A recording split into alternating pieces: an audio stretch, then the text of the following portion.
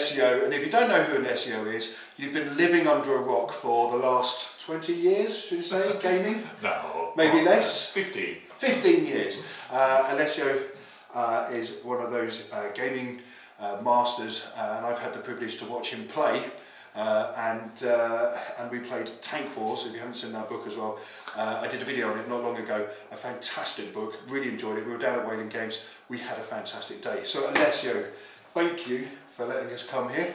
Thank you for coming here. And I was wondering if you could tell us a bit about yourself, because I think you've got such a rich history in gaming that it's worth talking about. Well, thank you. Well, first of all, you're saying you saw me, you had the privilege of seeing me playing. I died on the first turn. Shot. Everybody shot me. I know. But I was actually being nice. I was actually being nice and letting people think that my Sherman comes onto the table and Panther starts to go, boom, you're yeah, dead. I know, you didn't last very long. It was good. It was a good day. I've got to say, I thoroughly enjoyed that. It was nice seeing people actually throwing themselves into something they'd never played before. It was fun. Yeah. So, before I interrupt you again, so why don't you tell us a bit about your history in the games? Yeah. Yeah. Well, I started when I was a little kid. I was 8, something like that. I received from my grandfather a book called Battle Games book, and it was a series of books called Battle Game book, and they had different periods. One was about World War II, one was about medieval knights, one was about War on the Sea, etc. And basically, these beautiful books by Andrew McNeil, I believe.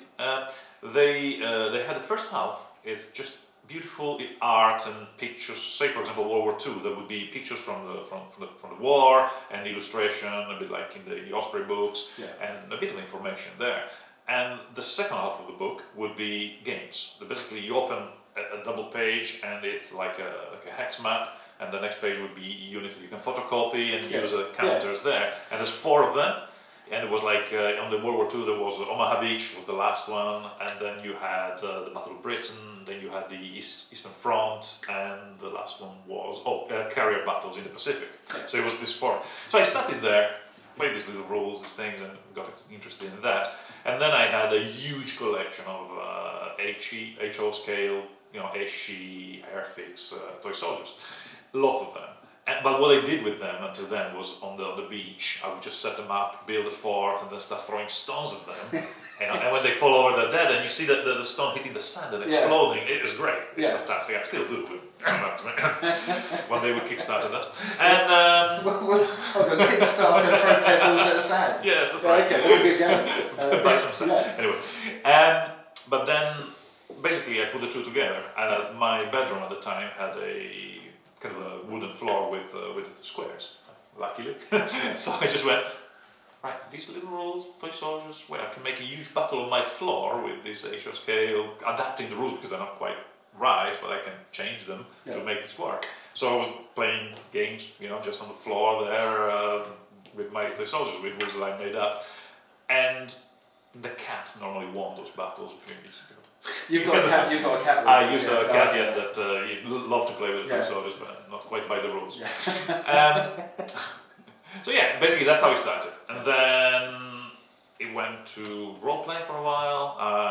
That's interesting. Role-playing. What were your favourite role-playing games? I was playing Advanced D&D. Okay, D&D, yeah. AD&D at the time. Yeah, I was playing AD&D, then D&D, of course, and other systems, but mostly AD&D was the big one. And while I was doing that, one day I go to the club in Turin, in Italy, and I see people there playing, big table with lots of figures. I was like, oh, what's that? And they were playing Warhammer Fantasy Battle, and there was a Skaven army playing an Empire army, and I was like, gosh, the moment of...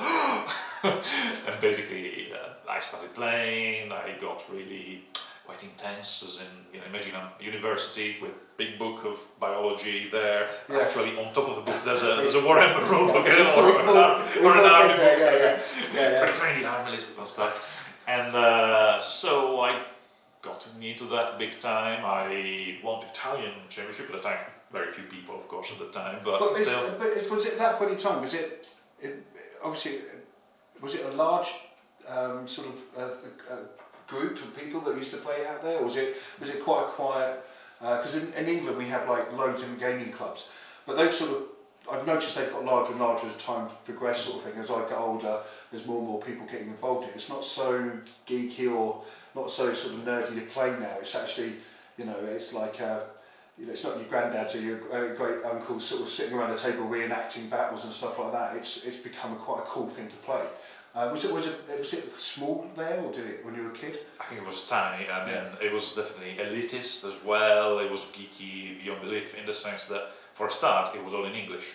Yeah. Because there were not translated manuals, there were nothing else, so it was all imported from the UK. Is that how you learned the English language? Well, it helped. It helped. I think mostly books. For Lord of the Rings. Lord of the Rings, because I wanted to read it in English. So I started to read English, and before the war games actually was the role-play games. I think that's probably from AD&D. Right, and then Tolkien, and then of course war game. Certainly, I've learned a lot of English from that. I mean, I remember the first time I came to the UK, I went to Scotland, to Edinburgh University. For an English course for a month, and because I've learned my English from Tolkien, I was talking to my landlord, the Scottish bloke there, and I was like, and he was a kind of a characterful, interesting guy, and I just say, well, you know, Callum, you're really queer. It was like the queer folk, you know, for the hobbits see the queer folk from outside the Shire. You're really queer, and he goes, you're calling me a queer? I go, I don't understand. Then he explained that some words have changed meaning in other English. I was like, oh,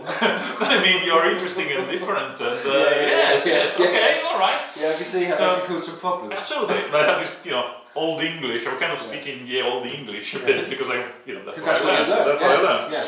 And anyway, yes, from role playing into wargaming, big time Warhammer, and when I won the Italian tournament in '95, '96, at that event, there was a person that was talent scouting is not the right word. It was recruiting. It was recruiting for the kind of newborn Games Workshop Italy. Yeah. And it was basically setting. It was Gianpaolo Bisigotti, by the way, the current boss of the front ministry. Yeah. But he was there working for creating Games Workshop Italy, and basically we had a chat, and then I came up for an interview, and I started to be a translator for basically translating Warhammer into Italian. Yeah. And I did that for a year. And by the way, I had to leave university to come here. It wasn't very popular with my parents. So how did that work out though? It worked out well. I mean, it's the kind of thing where... What were you studying at university? Biology. Biology, okay. So they were hoping that you'd go on to be a professor or a biologist or something like that? A doctor, possibly, yes. But basically they were, they went, well, it's your life. Yeah. It sounds a bit silly you're just close to, finishing the degree. Why? But, your life. So they were very supportive, to say. And so I came here and I went, well, I'll try. If it works out, we'll see. If it doesn't work out, I'll come back and finish the studies and stuff. But then in the end, it was fine because it worked out as a career, but also with the Open University, as I was working at Games Workshop, I finished the degree. So I had my degree in England as a Bachelor in Science kind of thing, so with biology. So it both kind of got done in the end. That's cool. That's cool. So from there you went into Games Workshop and you were doing translation. That's how it started. And how did it lead from there? Well, as a translator, it's two things really. One is when you're translating a sentence, your brain doesn't work like when you're reading a sentence. When you're reading a sentence, you can quickly read, understand, and so actually when you write rules, for example, you just write and you're thinking something and you're not quite sure that actually you've written what you need to write or what is clearly understandable. But as a translator, you have to understand it and then render it in a different language, making sure that it's clear. So your brain is very picky about doing that. Okay. So basically I read the rules and kept going to the people that were writing them, as in Andy Chambers, Jerry Johnson, Thomas Pearin and Rick Priestley. And I was constantly annoying them basically. I go, when you write this actually, you mean that? And they were like, yes. So I annoyed them a lot, and thank God they didn't fire me straight away. Basically, hopefully the feedback was positive. I gave them feedback on the rules. And the other thing is when you're a translator, at least in my case, I felt like I was translating, but I wanted to write it. I felt like, I want to write something like this. So I then started writing stuff. I started writing bits of... the first thing I did was Nigel Stillman at the time was writing the Dogs of War supplement with a lot of kind of Italian inspiration, Italian Renaissance, etc. So I wrote some stories based on that and adapted them to Warhammer, of course, but they were based on history. I mean, there's a famous episode, one of these mercenary captains, they get hit in the leg by firearm, and this basically the surgeon goes, "Sire, Captain, sorry, I have to amputate your leg." Yeah. So we call in 20 men to hold him while I cut. And the guy, you know, as a great manly thing, he just takes a candle and goes, "Come on, cut. Hold the light for you." Super, obviously exaggerated, but I made it into a Warhammer version of that, and wrote it. They published it, and then I kept kind of putting myself forward as I've written this bit and this bit, and won a couple of staff tournaments with Warhammer. So, and eventually, when a position of game developer came about, I applied and got it. So I switched from Italian business to the main business design studio, and started designing stuff. So you were responsible for quite a lot. GW, and I don't know if you want to just talk about. Can you talk about the things that you've done there? Absolutely. That was a great part of my life. Absolutely. It's basically I started helping to experiment with Warhammer, so more time, and then I had a break with Warmaster. So I started, assisting other people in their project and writing. The first book I wrote was, I helped with was the Vampire Counts. 4th, 5th edition. I don't remember, but the first time they were split into vampires and. So after that, I wrote my first book, which was The Empire, and then I progressed quite. I mean, the one thing that was a key moment was when the Lord of the Rings came about, and basically we designed it with Rick, and after that, I was too busy to do other things and just gave me the system. It was like, come on, look after it. So I became, my work title was Ring Bearer. But that's quite cool. It was fantastic, absolutely. From being a kid, loving the books and learning your English from the books, and then going into actually working on the game, and you're actually in the film as well. I am in the film, it was a splendid period. And understand, I am an agnostic. But for me, Tolkien is probably the closest thing I have to a religion. So I'm like that with Star Wars. Don't worry. I'm like absolutely. So as a geek, and so that was, for me, was the dream come true. Absolutely. So Lord of the Rings, that went well, and so they then they've given me Warhammer, the next edition, to oversee the rules, and then 40K. So actually, for a period, I had my name on all 3 main books. And several tons of other supplements. So, good, big career. But, as all things tend to get to an end, and eventually, particularly because you've done the 3 rule books, you've done supplements for everything. There's nothing else to do now. So, it got a bit to the kind of the ceiling there, and eventually the relationship deteriorated, and of course I then went right into the world as a free agent. And how do you find that? Because that's a lot of security. You're there working non-stop, and you're working on 3 of the largest books that are around basically at the time, and still are, to be fair. And then you sort of move off from there. So what did you do with yourself then? Well, the plan. Did you become a freelance warrior? Freelance writer warrior? I don't like freelance. I like consultant. Sounds more expensive. It does. Sounds more expensive. Other than freelance. I like that. I'm going to remember that because I'm doing some consultancy. That's right. It's much better than freelance. So yes, and basically the plan, as you have plans, of course, and they never survive contact with the enemy. But the plan was to have my own company, River Horse, and with River Horse to produce my own games and sell them, etc. But of course, a lot of companies, when I came out of Games Workshop, went, "Oh, well, would you like to write some? Could you write some stuff for us? Because we have this game, this other game, and there was Warlord Games, there was Mantic, particularly, but some American companies as well. So Fantasy Flight, Architects of War, So there were quite a few contacts made. Obviously, I worked there for 15 years, so I had quite a network there. Anyway, so unfortunately or fortunately, I don't know, but the plan was to make my own stuff. I ended up doing a lot of contract work for other companies. I always kept it business to business, however, I never went. So it was River Horse kind of hiring or doing a contract work for these companies. And it worked out well.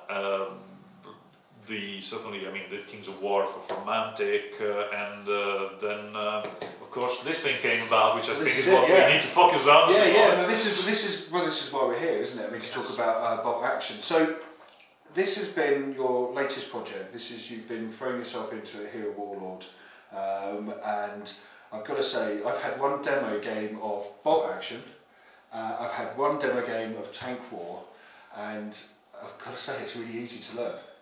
And I find, well, the thing is I find with a lot of other systems that I play, you gets bogged down with too many rules, and you're sort of like then having to get calculators out. And I've got a friend called Steve that I take everywhere with, and I think we've talked about this in the past, where Steve goes everywhere with me, except he's not here today, but I'm not playing any games. And I just turn around to Steve and go, Steve, what's the rules for this? And he goes, do that, and I'm like, brilliant. But for this, I don't need a Steve, and I don't need a calculator. It's nice and simple, I can just get on with it, and it's a nice, easy game to play. So, how have you found developing it? Well, first of all, on simplicity, just a little snippet. I mean, the motto of River Horse is sophistication through simplicity. Start with chess. Sorry, you should get a glass of port when you say that. I think you're fine. Brilliant, go on. We try to do that in everything we do, and you will see all the systems we've made. The rules, the actual rules, fit on 8 pages, 10 pages, 12 pages, 16 pages. It's that it then grows organically as war games do, but it's always and I always find that everybody, every single rule set will claim this is a really simple rule set. So actually to say this is a really simple rule set doesn't mean anything anymore, because everything is a really but simple rule set. I can actually say, because I play a lot of games, and I've pushed myself to play a lot of games and try to understand more about games. And I've got to say, this has been really easy. It is simple. I think minimalistic is what I try to be, and then obviously I often get dragged away from being too minimalistic. Maybe because I'm old, maybe because my brain doesn't cope with too many rules. I don't think you're old as me. I think we have the same age. Yeah, roughly. I'm 43 now. So 42. I'm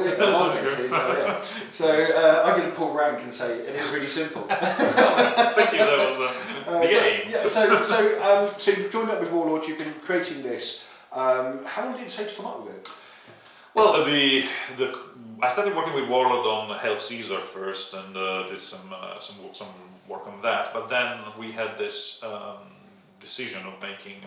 Warlord decided to make to acquire the bolt action range, and then to write a game for it. And it was funny because all the other systems were written by Rick, and when they asked me to write bolt action, I was like, well, Rick. Well, Rick was still at his workshop at the time, so I couldn't actually do it. But the funny thing, Rick said, no. We need somebody nasty to write this, because I'm too nice. I'm too gentlemanly. We need somebody who's not as gentlemanly as me. I was like, I don't know whether I'm chuffed or offended. But yes, basically they needed a more tournament-minded player, writer, designer to do this. Because they wanted to go slightly that way, because Black Powder, Hail Caesar are fantastic games. I love them, but those are the games you play with with country on the pot and a cigar. They're for gentlemen. They're very friendly. Because Rick's a fantastic writer.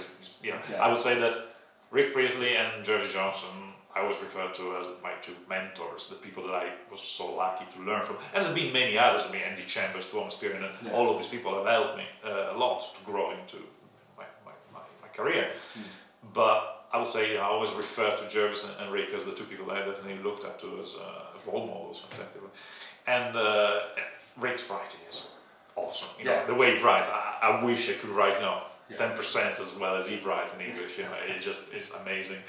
However, yes, he is a nice, friendly gentleman, so he thinks in those terms. He actually has said that, so I have heard him say that. Absolutely, which is ways the limit when you want a kind of more clear-cut tournament mind, sharp, kind of like, yes, it must work under a lot of pressure system then possibly. But where we got in the end was actually the best of both worlds, because I wrote the core, I wrote the rules, I wrote the engine if you want, and then Rick, when he left Games Workshop and was free to do more work, then he actually wrote a lot of the, he enriched it with some more extra rules, with some a lot of work on the arm list, so he gave it a better tone of English. Obviously he writes so much better than I do, and he also made it a little slightly less cold and calculating as my systems, and he made it slightly more fluffy. Okay. Yeah, so he kind of toned down a bit of the minimalism. So it kind of balances the devil or the angel. Yes, absolutely. It got in a great place. And to be honest, evil versus good, it kind of balances. Yes, it's good both. With yin and yang. Yeah. Yes. And yes, and me and Rick, luckily, we work very well together. You know, we work on Lord of the Rings, we work on War Master or whatever. So it was a good team that seemed to work. There's a good mutual respect and knowing of each other's strengths and limitations, and so we work well together as a team. So yeah, I think the product eventually was great because of that, and having both of our inputs in it, and it seems to be very successful in the. So, just out of interest, how do you see this? Do you see this as a very tournament-based game, or do you see this as a very sort of like, you know, a beer and pretzels kind of game where people can just sit down, relax, and you know, hey, let's play a quick game of bolt action. You play this side, I play this side, and we can have a bit of fun. Or you know, is it? I mean, how do you see it? I could waffle on for ages there, but how do you see this? Well, ideally both. That's the thing. You don't have to, don't have to exclude each other. When you have a very simple core, then what you build on it is up to you. It's up to the players. People like me, which like tournament play more, maybe will stick to the more vanilla things, the more standard things, and build it into a optimize army list, play hard, etc. People like you that like the fluffy, the fun, the campaign, etc. more than the hardcore play will obviously look at other elements. But as long as the system works, then you can build on it. And actually, that's what we've done with the range of books. Because first we've done the core, so we've done the rule book with some armies, and then we've done a series of armies of, which basically cover all the major powers there. And these are the more standard build up of the system. But after we built the core, then we started to have a bit more fun. So Tank War came in, and Tank War is a mix of core rules at the beginning, but then most of the book is actually, like you say, campaign, experience, funny games, I was going to say, games. I've thoroughly enjoyed reading this, and it's inspired me to build quite a large armoured company. So building up my Sherman tanks won't last. I've seen how they quickly go up. They won't last, but it's going to be fun playing it. But I do like the idea of progression for tank crews, which is really exciting because you don't really see that within tabletop gaming. You don't really see that sort of like, come along. Well, I didn't see it in 40k, and I haven't seen it in some of the other systems. It's kind of nice to have that sort of bringing in the role-play aspect, of point systems and progression, getting harder and tougher and learning new skills, and also have the ability to throw tanks around the table, which is really good fun. It certainly comes a lot from smaller systems where you have fewer models, like more the kind of type of games where you get experience, etc. So yeah, it is a bit of that role play element to it, absolutely. And then of course from the Tank War we went into full fluffy and backgroundy, and so the Battleground Europe and the next series of books, the theatre books, will actually be a lot more like that, where there's a lot of rules, information, all sorts of fun about the particular sector, which is not quite as clear-cut as the army books, but it addresses different things, and it's great that people can enjoy the same hobby and in different ways, the way you like it. Yeah, no, exactly. And the nice thing about this as well, this, from what I remember, it takes you D-Day all the way through to Berlin, doesn't it? Oh, it was Berlin, because the Russians got there first. Yes, they were trying, into Germany. Yeah, so I mean, and that's a really cool book, which leads on to my next question, and I think I've talked to you about this before, and I've asked a number of people, especially at Warlord, how do you see this game? Historical or cinematic? Well, we can go back to the brief of Bolt Action, because Bolt Action, when we conceived it, I mean, the idea of the Warlord, I was talking to John Stallard, Paul Sawyer and Rick, and we were like, okay, what do we want this to be? And basically the idea was to have a game that played with a number of squads of infantry and a couple of vehicles on a 6x4 table. So the kind of a standard war game situation, but for World War II. Simple, yes. Straightforward, yes. Obviously, I put a lot of that myself because there's a mantra for me saying, simpler, can be simple. So I do that. But and that was the one important bit in the brief was it needed to have a gizmo, something. And a little physical thing that was necessary, vital to play the game, important to play the game, and that thing would have become effectively a byword for the game, would define the game. And that's how I started to think about these things. We tried different things, we tried bases, we tried measuring sticks, we tried different, and eventually I went activation through dice that you dig out, but then the dice is also a marker and it has information about not only whether the unit's been activated, but what the unit has done. So that thing came out of that. It was very interesting actually, and it proved quite a successful mechanic. It seems to be very good fun. That is a really cool mechanic. It's fun, isn't it? Because you never know when you're going to get your turn.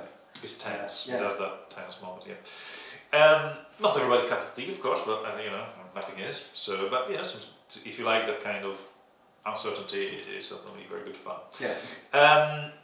So the cinematic, or well, I always said from the start that for me, World War II, the way I perceived World War II, the way I learned about it and started to be excited from it, was Hollywood. Yeah.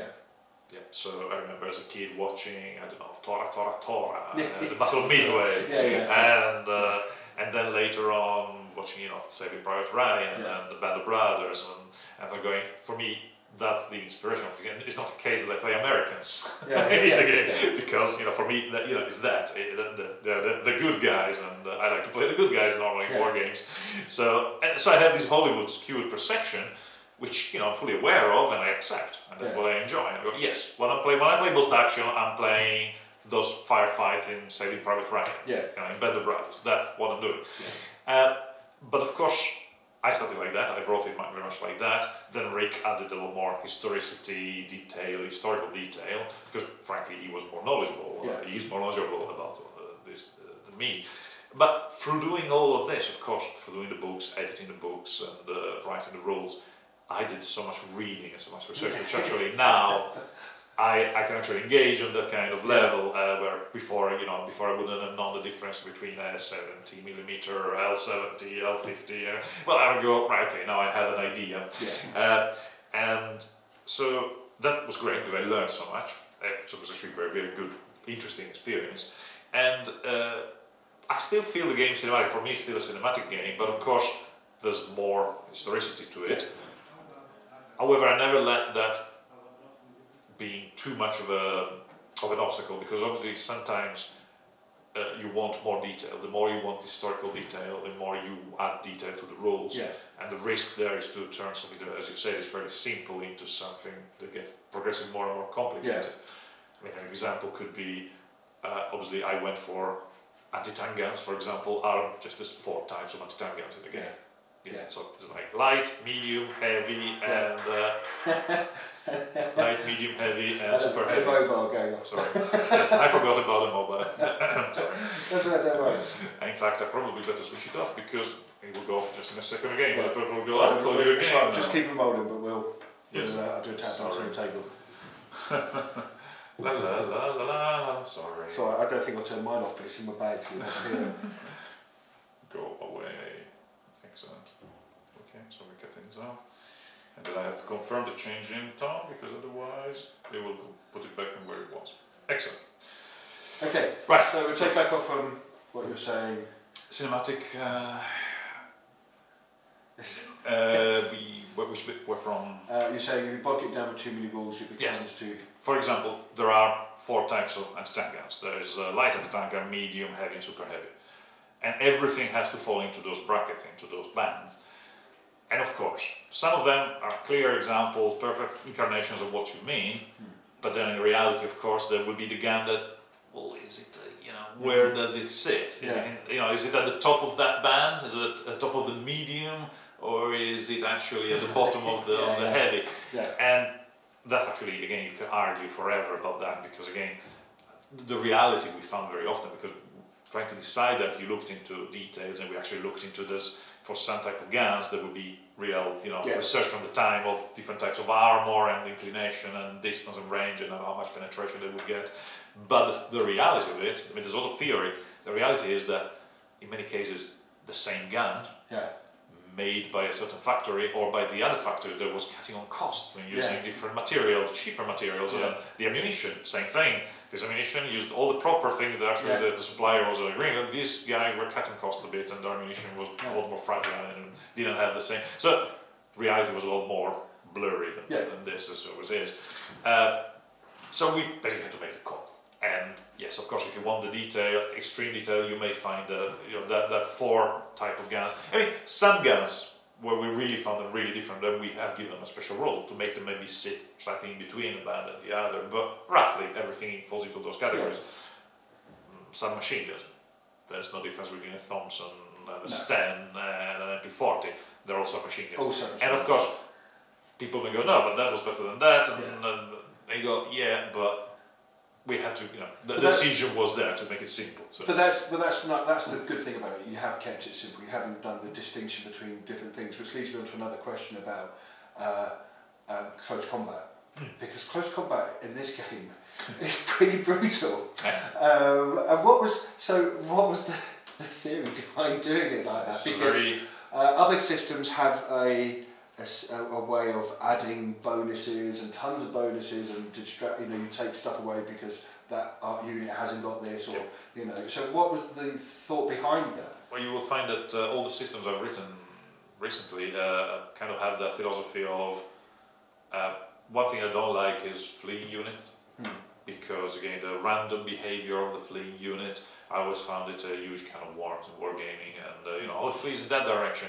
Oh, but that direction is, but there's an enemy there, do I go around it, do I avoid it, how do I do it, how does it work?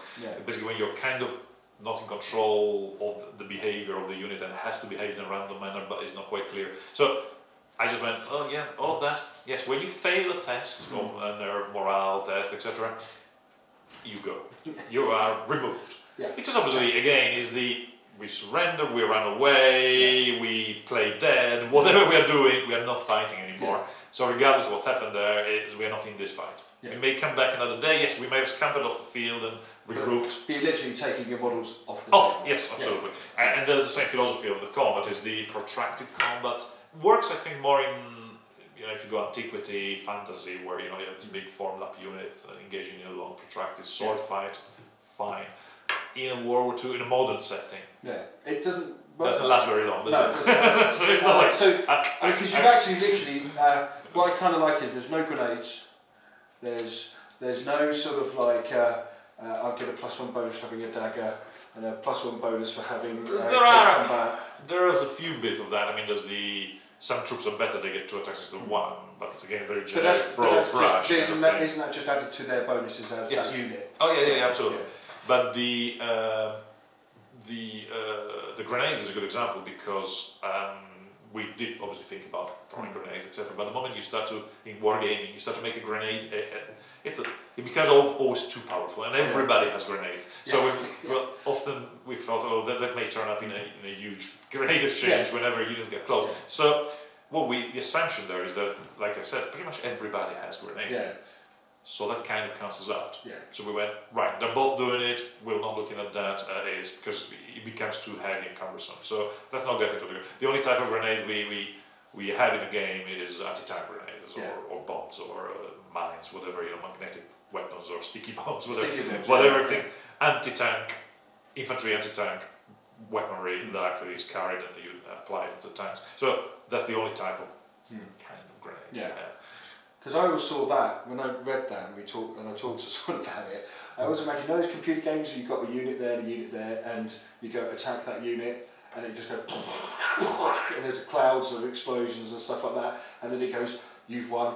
I kind of see it like that. So I kind of see it, all the grenades being thrown, pistols being shot, rifle butts being hit into faces, people being stabbed, all in that one action of close combat. So that's kind of nice, because that always gets bogged down, where this one it doesn't. Well, certainly in my experience of writing wargame rules, protracted combat get complicated and get really, really heavy in terms of rules, and they often break the system. So yes, I thought, you know what, it fits the background because actually it's brutal and instant, and in modern warfare, submachine guns, etc., doesn't last long. One side I'd probably give up, surrender, or get up dead very quickly.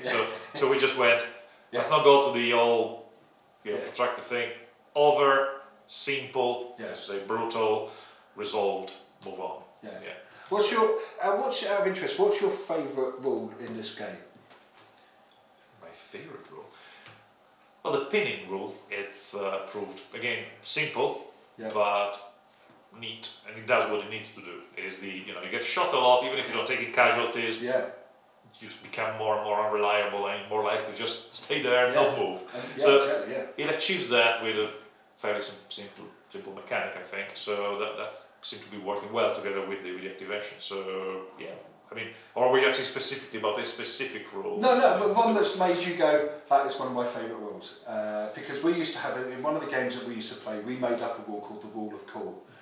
Which was if somebody came up to me in the middle of a game and said, Brian, I want to fly this into this hole, but I want my guy to jump on the top and surf it in, sort of thing. And I go, if you can roll a 6, you can do it. And so we used to have that rule. So what's your favourite rule in this game that makes you go, every time you sit there and you go, oh, that was so nasty. Or, oh, that's genius. I love that rule, that's funny. Is there anything like that that's in this that makes you always giggle whenever you think about it? Makes me giggle every time I think about it. That's a good question. I think I will need more time to think about that one. Okay. A specific rule that is funny. Well, army special rules for me tend to be where a lot of the fun was had when writing these books, because particularly with the Italians and the French, we had, obviously being in Britain, quite a few jokes, as you can imagine, about the performance of the countries in World War II. I can imagine. Because I like the fact that you do a Belgium army, and there's a friend of mine that collects Belgium, and it just seems a really small army to own, but very exciting. And I think you know who you are, Andy. Yes, I think that the funniest bit that I always remember with fun were those, because obviously we started with series rules, and then we always went into the not PC version of the rules, and the kind of the things that really unpublishable version of the rules, and that was hilarious. That was hilarious. I mean, I can obviously quote an Italian rule, so without fear of being too, because I'm Italian. But there was this rule that I wrote when I presented the Italian list, and I was, oh yeah, these are the army special rules. It was the defensive rule and etc. And one of the rules that was just there was called invincible. And the invincible rule meant that if you won the game, it counted as a victory. Well, yeah, we won. If you lost the game, it counted as a draw. Because really, you were on the side of the other guy from the start. They just, didn't know that. So you couldn't be defeated. It's like, it always counts as a victory or as a draw. You cannot lose. Which was, one of those rules that when Rick went, no. You actually mean this? Was like, no, it's a joke. A little joke, but yes.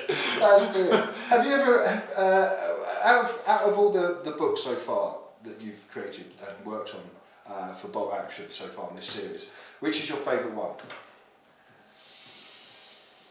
Good question. I think Tank Wars is probably the one that is standing out as fun, because it has got both. It's got that, at the beginning of the game, of the book, is very the way I play the game, is the armor platoons, the rules, it works. Die quickly, yes. I like to die quickly as well. That's my tactic. If I die quickly, it gives more time for food and drink. Yes. But yeah, that's actually a truism, because when I was a gamer, just a gamer, I was absolutely lethal. I just won quite a few tournaments. I was not fun to play against. No. Not at all. I was really serious. The kind of no-smile, kind of super concentration, like playing chess. So you're staring at their brain, hoping it would blow up. It was like playing chess. It was like playing chess. Completely, there's nothing fun about this. Yeah. Serious brain versus brain kind of exercise. It was totally uber serious. Obviously, as I grew older, I got mellowed out and kind of learned to relax a bit and more importantly, not to take myself so seriously. I still like to play intense and competitive, but I kind of think I learned to, when I feel that it's getting too tense, instead of getting into that, I just go, whoa, toy soldiers, right. Sit back, rolling dice, come on, right. Wait, this should be fun. Shouldn't be like, shouldn't stress me out if I do it for a whole bit. So, but the evolution was from a competitive gamer into a more fluffy gamer, but this book has the competitive bit at the beginning, the tank, the platoons. You can actually start engineering tank platoons and see, would be more powerful than a reinforced platoon? What would I need to do? So it has all of that, but pushes those buttons.